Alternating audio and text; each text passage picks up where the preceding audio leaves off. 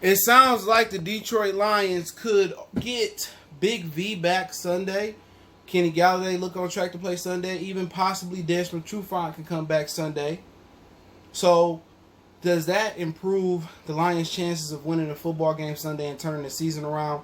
Let's talk about it. Hit that subscribe button, bell icon button, share the video. And also, Adrian Peterson says it's a must win. The biggest hurdle for this team, and I've been saying this all offseason, is how much does the scheme change on the defensive side?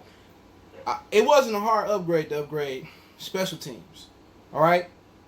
That coach they had before, he was garbage. This guy's way better. Crooms, whatever you call him from the Bengals, he way better coach. He might be a better head coach than Patricia is right now. So I told y'all guys all offseason, it's about, are the players put in position to be successful? And they haven't been put in positions to be successful. Even guys that Matt Patricia brought in from New England seems to struggle in the New England-esque Detroit Lions system.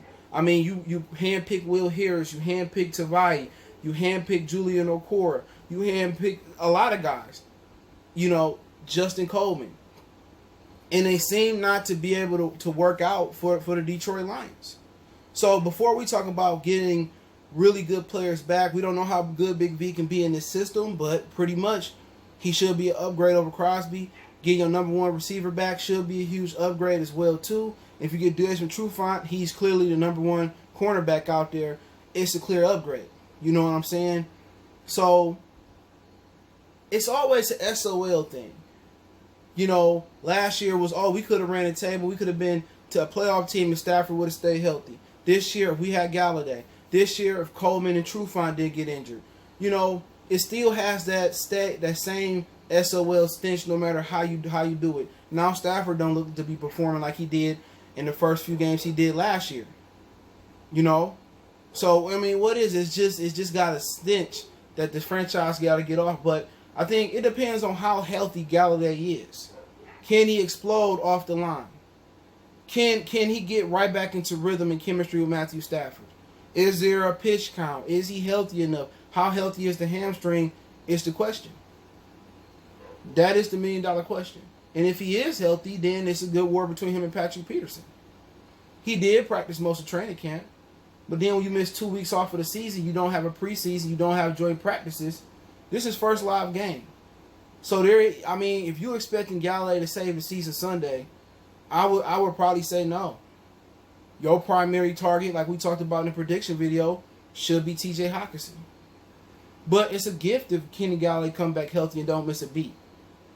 If he come out there and don't look like he hurt or nothing like that nature, and he come out there exploding, then you got to ask yourself, was he really injured?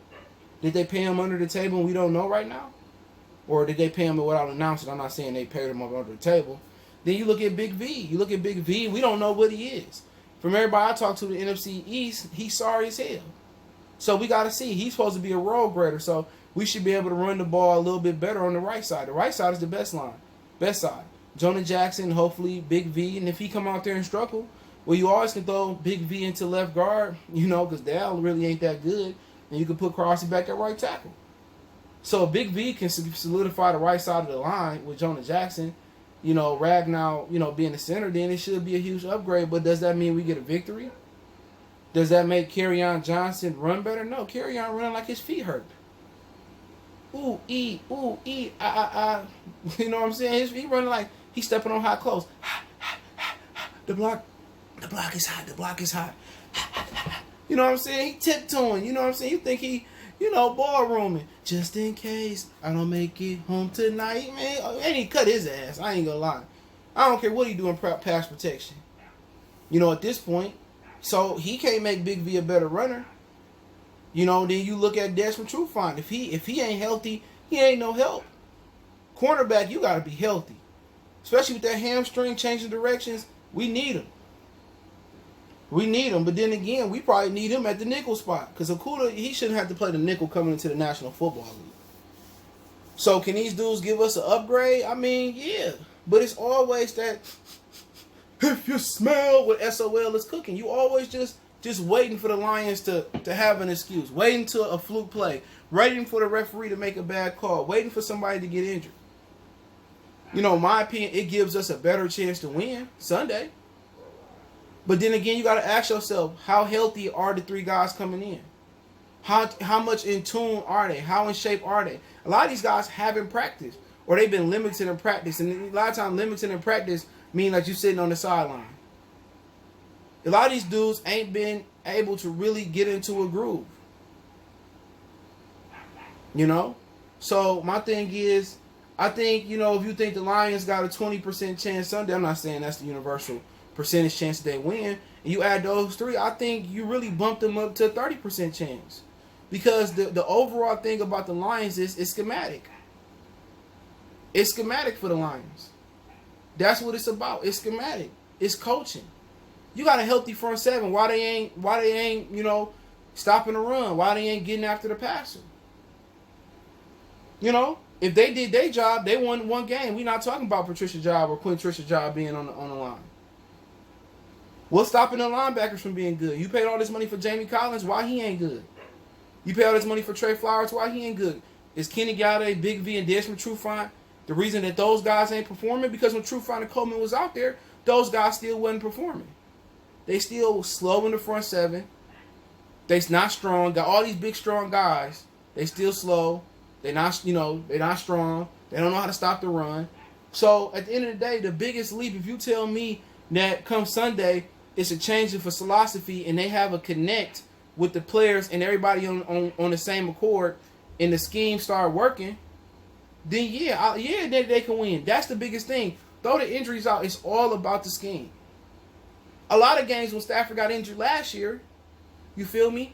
A lot of those games, they could have won if they would have tightened down on defense.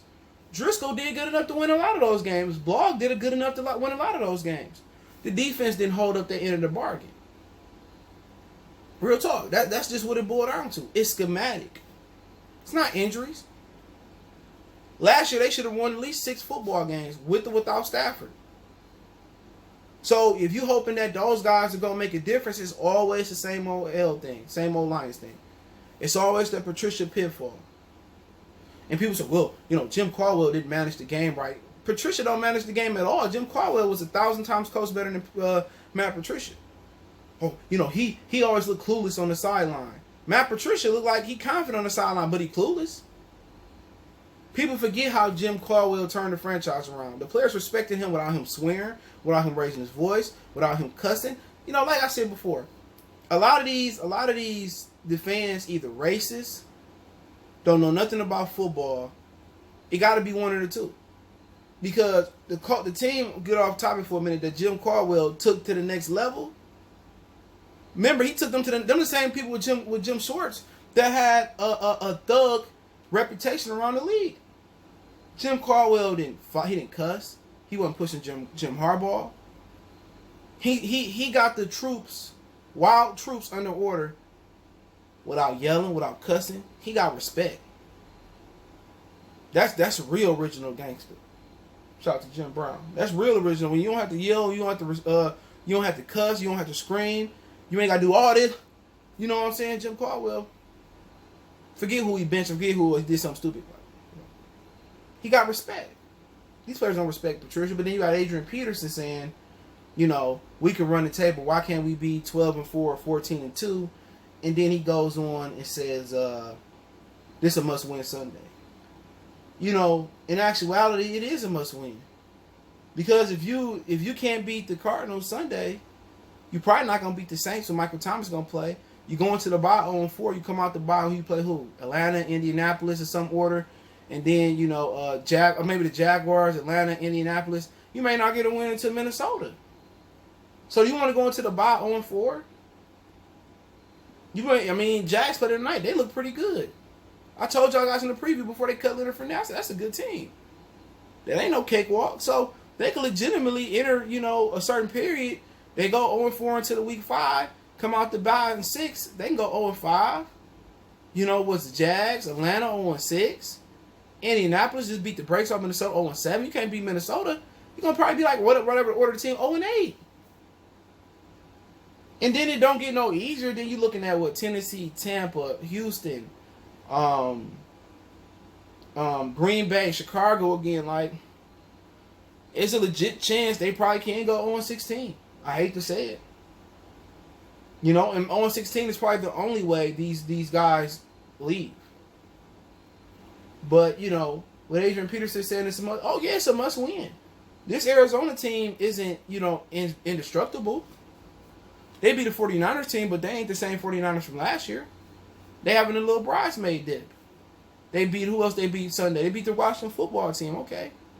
Ain't Stafford supposed to be better than Haskins? Don't we got more weapons than, especially if we get Golladay back, than Washington football team? Yeah. And so in actuality, this is a team that the Lions should beat. But we all know the Lions have a tendency to win games they're not supposed to, so everybody writing them off. So don't be surprised if the Lions come out and win. They could have won every football game on the schedule so far, if you want to be real. But coaching and scheme, it ain't got nothing to do with who healthy and who not healthy. The Lions legitimately have to get that stench of SOL off. And that's finding the right guy to come in here and do it. You know, going 12-4, 14-2, we all know that's not going to happen. Your quarterback not good enough. Your coach not good enough. He been doing the same thing for going on 3 seasons. Can't stop the run. Don't get pressure. You know what I'm saying? The players don't like him. They don't respect him. Players' morale is at the all-time low. Their morale might be lower than the players that was on the 0-16 team. Their morale the last 3 years may have been lower than that. Tell me I'm wrong. Their morale probably been lower than the 0-16 team. You know, but that's just my opinion on it. You know, it is a must-win. Because if they don't win this one, they go into the week by 0-4. They might not win a football game for a long time. I can make a case the Saints better than the Cardinals. You know what I'm saying? And we'll see Sunday. You know, on the road. Can they get their first victory on the road? Who knows? So let me know what you guys think. Don't forget me on Facebook, Instagram, Twitter. You can reach out if you got business, question, inquiry, sponsorship, video requests. Keep sharing the videos. Want to make a donation to the channel. Cash App, CJ Good 313. PayPal link in the description. Appreciate the love, support. One time for the one time. It's your boy CJ Goodfellow. We gone.